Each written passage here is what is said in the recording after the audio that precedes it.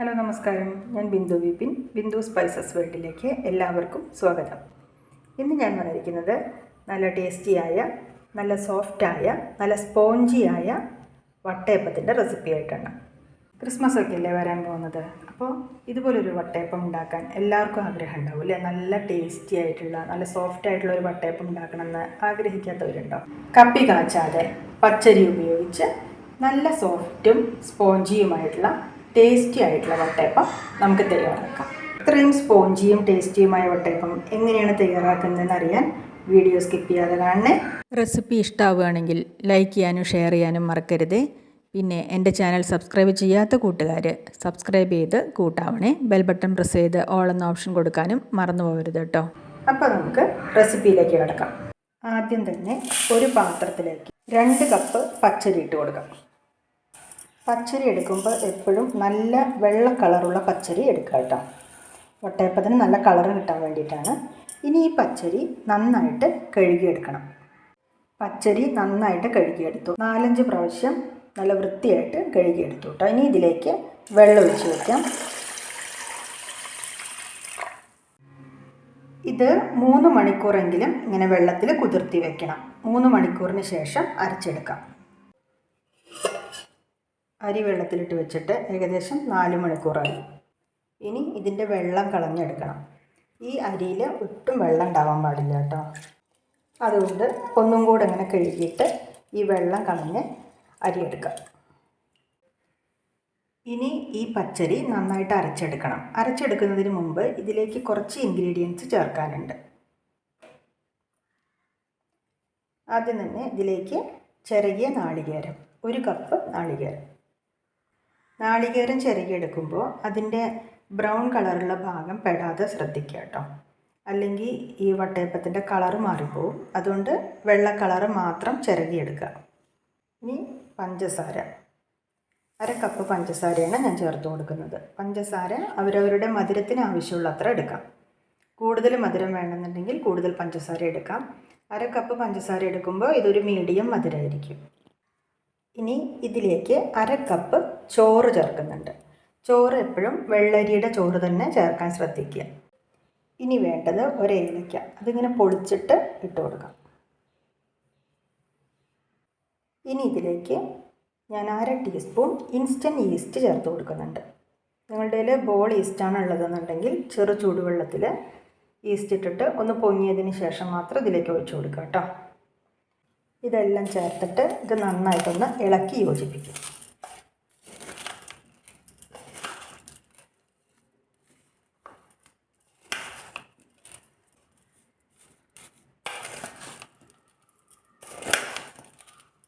അരിയും നാളികേരവും പഞ്ചസാരയും ഈസ്റ്റും എല്ലാം കൂടി ചേർത്ത് നന്നായി ഇളക്കി യോജിപ്പിക്കാം. ഇതെല്ലാം ചേർത്ത് നന്നായി ഇളക്കി യോജിപ്പിച്ചു. ഇനി മിക്സിയുടെ ജാറെടുക്കാം. ജാറിൽ 2 പ്രാവശ്യമായിട്ട് ഇത് അരച്ചെടുക്കാം. ഒറ്റ ട്രിപ്പ് ഇത് അരച്ചെടുക്കാൻ പറ്റില്ല. അതുകൊണ്ട് 2 പ്രാവശ്യമായിട്ട് ഇത് നല്ല ഫൈനായിട്ട് അരച്ചെടുക്കണം. മിക്സിയുടെ ജാറെടുത്തു. ഇതിലേക്ക് ഈ അരി നാളികേരവും പഞ്ചസാരയും എല്ലാം കൂടിയിട്ടുള്ള മിക്സ് ഉണ്ടല്ലോ, അത് കുറേശ്ശെ ഇട്ട് കൊടുക്കാം. ഇതിൽ അരയ്ക്കുമ്പോൾ വെള്ളം ചേർക്കുമ്പോൾ സൂക്ഷിച്ച് ചേർക്കണം കേട്ടോ. മാവ് ഒരുപാട് ലൂസായി പോകരുത്. അതുകൊണ്ട് കുറേശ്ശെ വെള്ളം ചേർത്തിട്ട് അരയ്ക്കുക. ഇത് അരച്ചെടുക്കാൻ വെള്ളത്തിന് പകരം നാളികേര വെള്ളമോ അല്ലെങ്കിൽ കരിക്കൻ വെള്ളമൊക്കെ ഉണ്ടെങ്കിൽ അത് യൂസ് ചെയ്യാം. എൻ്റെ കയ്യിലിപ്പോൾ അതൊന്നുമില്ല. അതുകൊണ്ട് തന്നെ ഞാൻ സാധാരണത്തെ പച്ചവെള്ളം ഉപയോഗിച്ചാണ് അരച്ചെടുക്കുന്നത്. മാവ് നല്ല ഫൈനായിട്ട് അരച്ചെടുത്തു. ഇനി ഇതൊരു പാത്രത്തിലേക്ക് പകർത്തി വയ്ക്കാം. ഇനി ബാക്കിയുള്ള അരിയും കൂടി ഇതുപോലെ അരച്ചെടുക്കാം. ബാക്കിയുള്ള അരിയും ഇതുപോലെ തന്നെ അരച്ചെടുത്തു. അതും ഈ പാത്രത്തിലേക്ക് ഒഴിക്കാം. ഞാൻ മൊത്തം 1 കപ്പ് വെള്ളം എടുത്തു ഇത് അരയ്ക്കാൻ വേണ്ടിയിട്ട് കേട്ടോ. 3/4 കപ്പ് വെള്ളം കൊണ്ട് ഇത് 2 ട്രിപ്പ് അരച്ചെടുത്തു.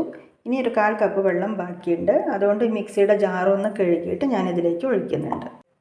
അപ്പോൾ ദാ മാവൊക്കെ അരച്ചെടുത്തു.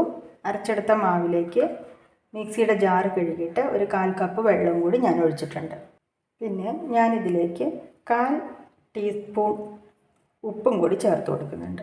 ഇത് അരയ്ക്കുമ്പോൾ ചേർത്ത് കൊടുക്കേണ്ടതായിരുന്നു, പക്ഷേ ആ സമയത്ത് ഞാനത് ഓർത്തില്ല. അതുകൊണ്ട് ഇപ്പോൾ മാവ് കലക്കി വയ്ക്കുന്ന സമയത്ത് ഇതിലേക്ക് 1/2 ടീസ്പൂൺ ഉപ്പ് പൊടിയും കൂടി ചേർത്തിട്ട് കലക്കി വയ്ക്കണം.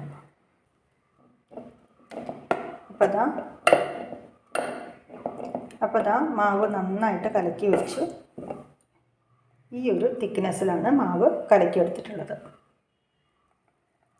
ഇത്രയും തിക്നെസ് വേണം കേട്ടോ.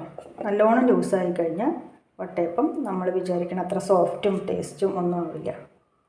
അപ്പോൾ ദാ ഈ ഒരു തിക്നെസ്സിൽ ദോശമാവിനേക്കാൾ കുറച്ചും കൂടി കട്ടി കൂടുതൽ വേണം, എന്നാൽ ഇഡലി മാവിൻ്റെ അത്ര കട്ടി വേണ്ട. ആ രീതിയിലുള്ളൊരു തിക്നെസ്സിലാണ് ഇത് കലക്കി വെക്കേണ്ടത്. ഇത് ഏകദേശം മനസ്സിലായല്ലോ, ഇത് ഈ ഒരു കട്ടിയിൽ കേട്ടോ. അപ്പോൾ ഇനി ഇത് ഇവിടെ ഇരിക്കട്ടെ.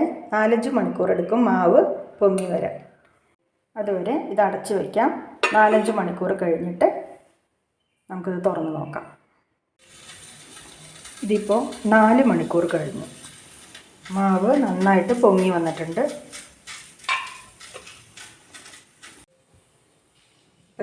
ഇത് ഈ ബബിൾസ് പൊട്ടാത്ത രീതിയിൽ ഇങ്ങനെ ചെറുതായിട്ടൊന്നിങ്ങനെ ഇളക്കിയെടുക്കണം. അപ്പോൾ വട്ടയപ്പത്തിനുള്ള മാവ് റെഡിയായി.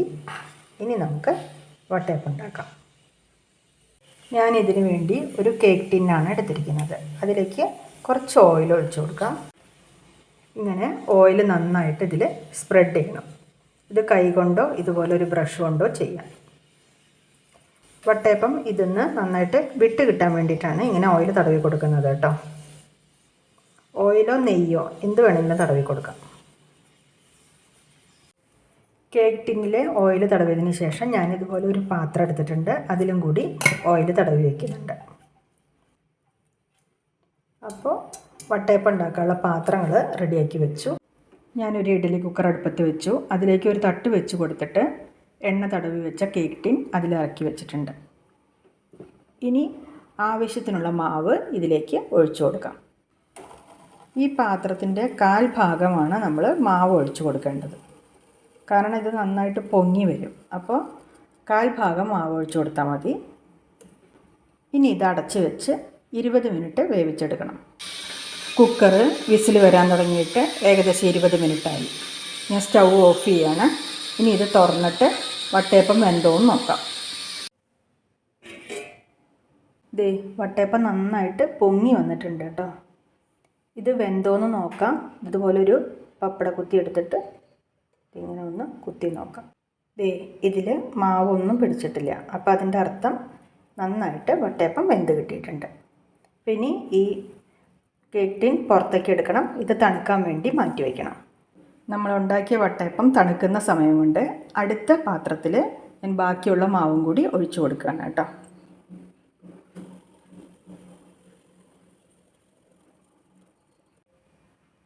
ആദ്യത്തെ വട്ടയപ്പം തണുക്കുന്ന സമയം കൊണ്ട് ഈ വട്ടയപ്പം വേവിച്ചെടുക്കാം. അടുത്ത വട്ടയപ്പവും റെഡിയായി. ഇതും ഈ ഇഡലി പാത്രത്തിൽ നിന്ന് എടുത്തിട്ട് ആറാൻ വയ്ക്കാം. ഈ വട്ടയപ്പം തണുത്തു കേട്ടോ. അപ്പോൾ ദേ തണുത്ത് കഴിയുമ്പോൾ ഇതിങ്ങനെ അരികെ തനിയെ വിട്ട് വരും. കൈകൊണ്ട് ഒന്നിങ്ങനെ ആക്കി കൊടുത്താൽ മതി.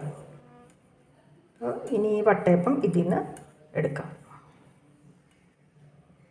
ഇതാ നല്ല സ്പോഞ്ചി ആയിട്ടുള്ള വട്ടയപ്പാണ് കേട്ടോ. അത് കാണുമ്പോൾ തന്നെ മനസ്സിലാവുണ്ടല്ലോ അല്ലേ. നല്ല ബബിൾസൊക്കെ ആയിട്ട് നല്ല സ്പോഞ്ചി ആയിട്ടുള്ള വട്ടയപ്പാണ്. ഇതേ നല്ല സ്പോഞ്ചിയാണ് കേട്ടോ. ഞാൻ ആയിരിക്കും ഇങ്ങനെ അമർത്തി കാണിച്ചു തരാം. ഇതേ നല്ല സ്പോഞ്ചി ആയിട്ടുള്ള വട്ടയപ്പാണ്. നല്ല സ്വാദുള്ള നല്ല സോഫ്റ്റായ സ്പോഞ്ചിയായ വട്ടയപ്പം. നമ്മൾ കപ്പി കാച്ചൊന്നും ചെയ്തിട്ടില്ല. ഇതാ ഈ പാത്രത്തിലൊന്നും പൊട്ടി പിടിച്ചിട്ടൊന്നുമില്ല കേട്ടോ. വളരെ നന്നായിട്ട് തന്നെ നമുക്ക് ഈ വട്ടയപ്പം കിട്ടിയിട്ടുണ്ട്. അപ്പോൾ അതാ കേട്ടോ നല്ല സൂപ്പർ വട്ടയപ്പം. അപ്പോൾ ഇത്രയേ ഉള്ളൂ. കപ്പി കാച്ചാതെ പച്ചരി ഉപയോഗിച്ചിട്ട് നല്ല സൂപ്പർ വട്ടയപ്പം നമ്മൾ ഉണ്ടാക്കിയെടുത്തു. ഈ വട്ടയപ്പം നമുക്കൊന്ന് മുറിച്ച് നോക്കാം.